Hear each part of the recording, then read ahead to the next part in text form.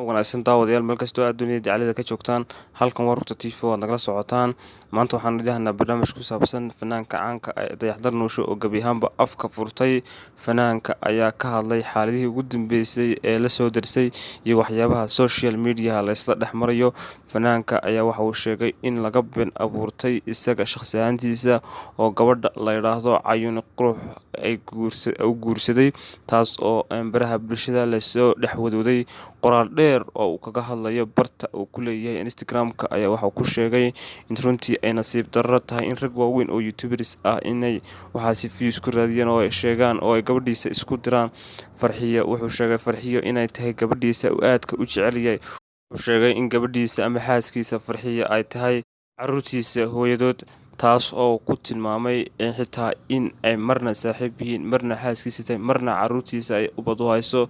Runtii ay aad iyo aad ugu xeeldheer tahay oo nolosha oo ay ka soo saartay oo meel fiican ay soo gaarsiisay. Fanaanka waxa uu aad ugu faanay gabadhiisa Farxiyo.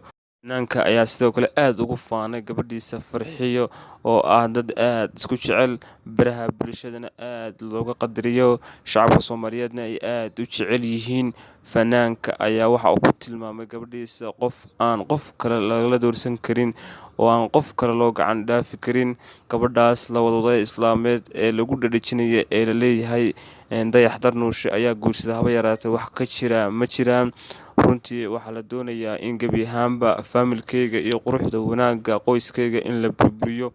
Qoraalkiisana ayaa ku soo aadaya maalmihii ugu dambeysay baraha bulshada uu haystay fanaanka, taas oo la sheegay in runtii aad iyo aad uga xumaaday qoraaladii iyo sawiradii iyo muuqaaladii baraha bulshada dadka lagula wadaagayay ee lagu sheegayay in fanaanka gabi ahaanba uu gabadh kala guursaday oo jacayl waaliya ay u qaaday Cayuuni Qurux oo ah gabadha barnaamijka TikTok-ta caanka ah, baraha bulshadana aadka looga yaqaano.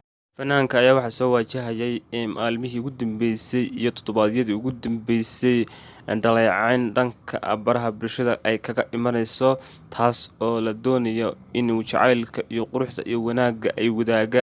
Dayax-dar Nuusho iyo Farxiyo oo ah xaaskiisii ayaa baraha bulshada haysatay, waxaanu sheegay in runtii dad qurawaa ah oo doonaya in gabadhiisa ay isku diraan oo nolosha maanta haysta ka xun oo runtii doonaya in ay kala tagaan ayaa waxa uu ku sheegay intaasi aanay haba yaraatee guuleysan doonin.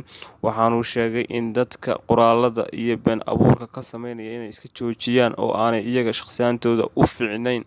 Fanaanka aad uga cadhooday muuqaalo iyo sawirro baryahan lasoo gelinay baraha bulshada ayaa waxa uu ku sheegay in runtii uu yahay qof shakhsi ahaantiisana uu jecel yahay gabadhiisa Farxiyo oo ah gabadha u dhaxday ayna u hayso carruur, taasina uu runtii aad ugu faraxsan yahay. Dayax-dar Nuusho waxa uu ku jiraa fanaaniinta runtii aadka looga jecel yahay bulshada Soomaaliyeed. Waa fanaan runtii nabad talis ah oo dadka wanaag iyo kula taliya. Waxa uu ku jiraa xidigaha magaalada Muqdisho ee aadka looga taageero. Fanaankaasi waxa uu ku jiraa fanaaniinta runtii aadka iyo aadka u wanaagsan bulshada Soomaaliyeed dhexdeeda. Fanaankaasi wax ceeb ah oo lagu sheego ma jiro, hase ahaatee fanaaniin kale oo runtii baraha bulshada la wadaago kuwaas oo ceebo fara badan leh waa ay jiraan. Hase ahaatee Dayax-dar Nuusho waxa uu ku jiraa shakhsiyaadka gaarka ah ee runtii aadka loogu jecel yahay. Waa shakhsiyaadka jecel wanaagga iyo samaka taliska bulshada dhexdeeda.